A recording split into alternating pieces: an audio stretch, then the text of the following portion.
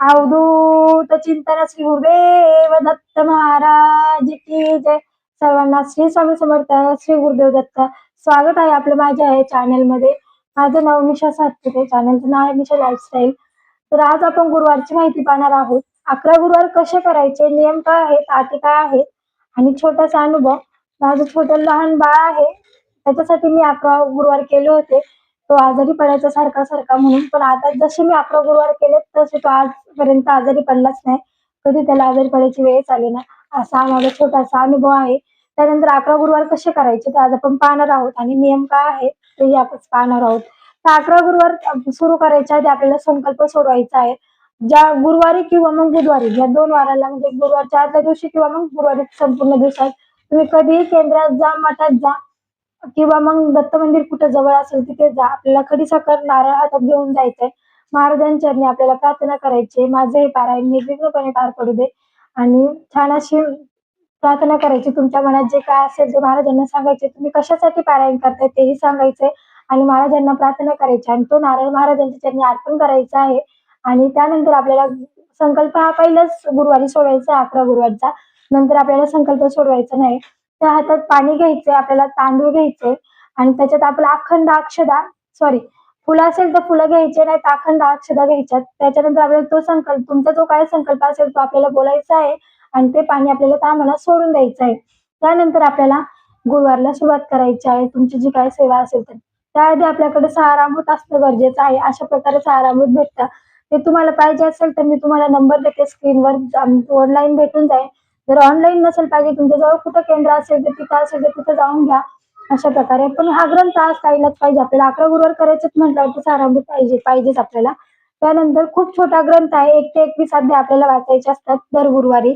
11 माळी जप करायचा असतो, 11 वेळा तारक मंत्र करायचा असतो. अशा प्रकारे आपल्याला गुरुवारच्या सेवा असतात आणि ह्या सेवा आपल्याला त्याच दिवसाच्या त्याच दिवशी पूर्ण करायच्या असतात.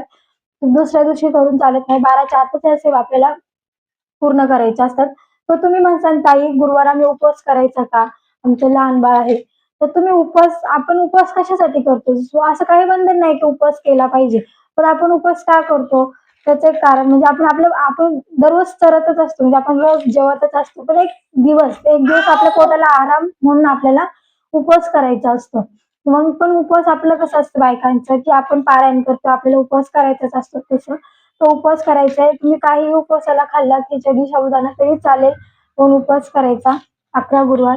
तर आपल्याला नियम काय आहेत, तुम्हाला सेवा समजल्याच असेल काय करायच्या. त्यानंतर मांडणी कशी करायची. तर आपल्याला चौरंग घ्यायचा आहे, लाल कलरचं वस्त्र त्याच्यावरती पिवळं घाला किंवा लाल घाला, वस्त्र अंतरायचं आहे. छोटासा स्वामींचा फोटो आपल्याकडे पाहिजेच. तुम्ही म्हणसाल ताई आमच्याकडे फोटो नाही. फोटो नसेल तर तो गुरुवार थांबवा. आदल्या गुरुवारी तुम्ही फोटो, पुढच्या गुरुवारी फोटो घेऊन घ्या आणि मग गुरुवारला सुरुवात करा. पण स्वामींचा छोटा का होईना एवढा मूर्ती म्हणा, फोटो म्हणा आपल्याकडे पाहिजेच. आपण ज्या गुरूंची सेवा करतो, आपण 11 गुरुवार करतोय स्वामींचे, मग त्यांचा फोटो तर आपल्या डोळ्यासमोर पाहिजे. जे काय घडेल ते त्यांच्या डोळ्यासमोरच आपल्याला करायचं आहे. त्यासाठी आपल्याला छोटासा फोटो घ्यायचा आहे. त्यानंतर आपल्याला शंख लागेल, घंटी लागेल. त्यानंतर आपल्याला छोटासा तांब्या घ्यायचा, आपल्या स्वामींना पाणी ठेवायचं आहे. त्यानंतर खडीसाखर वाटी, त्याच्यात आपल्याला खडीसाखर ठेवायची आहे. जी आपली काही फुलं वगैरे आपण आणतो ती स्वामींना चाफ्याची फुलं तर किती आवडतात सर्वांनाच माहितीये.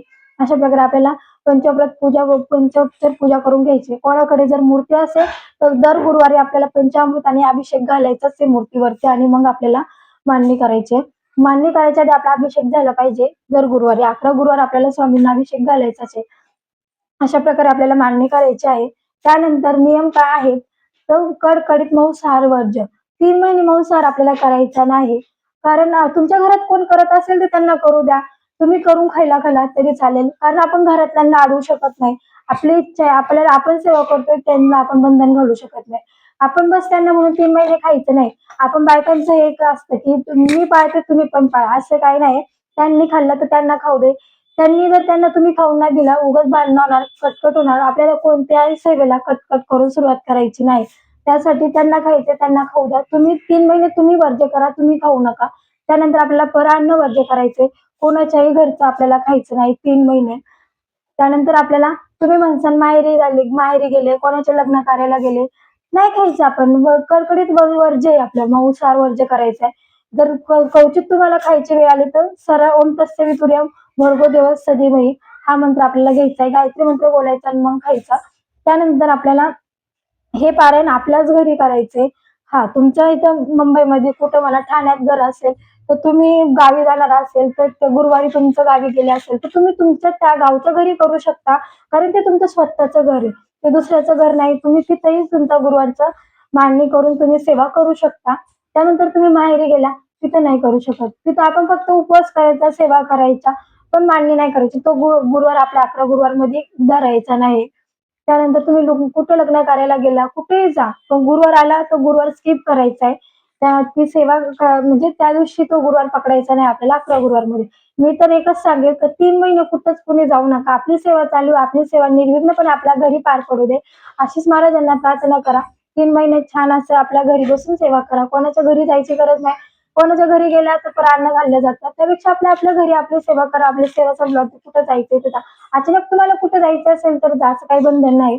त्यानंतर आपल्याला नियम तर समजले असेल. हा, ब्रह्मचर्य आपल्याला पाळणं गरजेचं नाही. नाही पाळलं तरी चालून जाईल. त्यानंतर अशा प्रकारे नियम आहेत, सेवा आहेत. छान प्रकारे गुरुवारची मांडणी करा. छान प्रकारे सुरुवात करा. 11 गुरुवारचा अनुभव घ्या आणि 100% 11 गुरुवारचा अनुभव येतोच.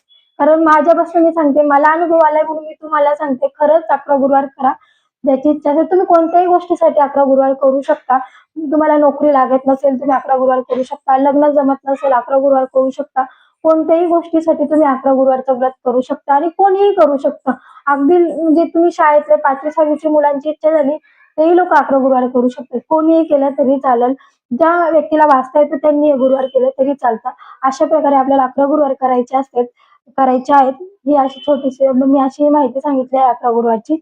आणि माझा अनुभव माझ्या लेकरासाठी मी 11 गुरुवार केले होते. आणि मी ज्या ज्या दिवशी 11 गुरुवार करेन हा असं बोलले होते महाराजांना, त्या दिवशी मी 11 गुरुवार सुरू केले आणि पूर्ण 11 गुरुवार कंप्लीट झाले माझे. पण माझा मुलगा आजही आजारी पडलेला नाही 11 गुरुवार नंतर. पण उद्यापन कसं करायचं हे तुम्हाला मी थोडक्यात सांगते 11 गुरुवारचं. ज्या दिवशी उद्यापन असेल त्या दिवशी तुम्ही 11 मुलं जेवू घालू शकता किंवा मग 11 जोड्या जेवू घालू शकता. आणि हेही काही तुम्हाला शक्य नसेल, तुम्ही कामाला जात असेल, कुठं बाहेर नोकरीला जात असेल, कुठं घरात तुमच्या काय प्रॉब्लेम असेल, तुम्ही जात नसेल, तर तुम्ही जरा मंदिरात कुठेही तुम्ही दान द्या. मंदिरात तुम्ही दक्षिणा द्या. कुठं मठ असेल, मंदिर असेल, दत्त महाराजांचं मंदिर असेल, कोणत्याही मठात, केंद्रात तुम्ही दक्षिणा देऊन तुमचं उद्यापन पूर्ण करू शकता. पण किती गोरगरिबांना अन्नदान केलेलं किती पण चांगलंच असतं. त्याच्यासाठी तुम्ही गोरगरिबांना दान करू शकता. अशा प्रकारे आपल्याला उद्यापन करायचं आहे. तुम्हाला माहिती समजली नसेल तर मागं परत जाऊन ऐका. सर्वांना श्री स्वामी समर्थ, श्री गुरुदेव दत्त. भेटूया अशीच एक सेवा घेऊन पुढच्या ब्लॉगमध्ये. तोपर्यंत मी इथंच थांबते. व्हिडिओ आवडला असेल तर लाईक करा, शेअर करा, सबस्क्राईब करा आणि कमेंटमध्ये श्री स्वामी समर्थ लिहायला विसरू नका.